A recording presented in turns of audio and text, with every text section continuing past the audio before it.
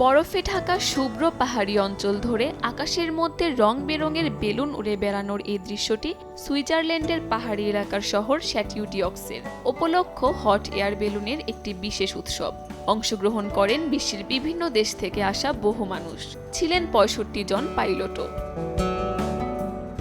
সুইজারল্যান্ডের পাহাড়ি অঞ্চলে অবস্থিত এই শহরটি পরিচিত চমৎকার বাতাসের জন্য, বিশেষ করে এমন হাওয়া বেলুন উড়ে বেড়ানোর জন্য সুবিধাজনক।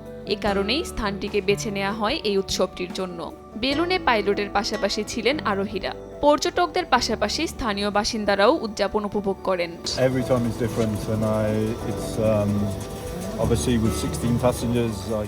প্রত্যেকবারই আলাদা।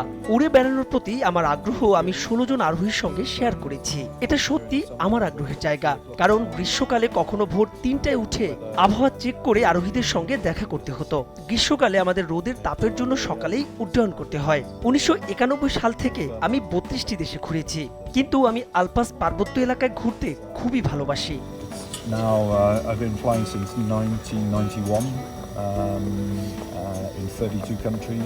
প্রতি বছর আয়োজিত উৎসবটিতে থাকে নানা আকার ও রঙের বেলুন, থাকে বিভিন্ন ধরনের এয়ার ডিসপ্লে। এটি ১৯৭৯ সালে প্রথমবারের মতো উদযাপিত হয়। স্থানীয় সময় রোববার এবারের মতো আয়োজনের শেষ হবে। কাকুলি আখতার, সময় সংবাদ।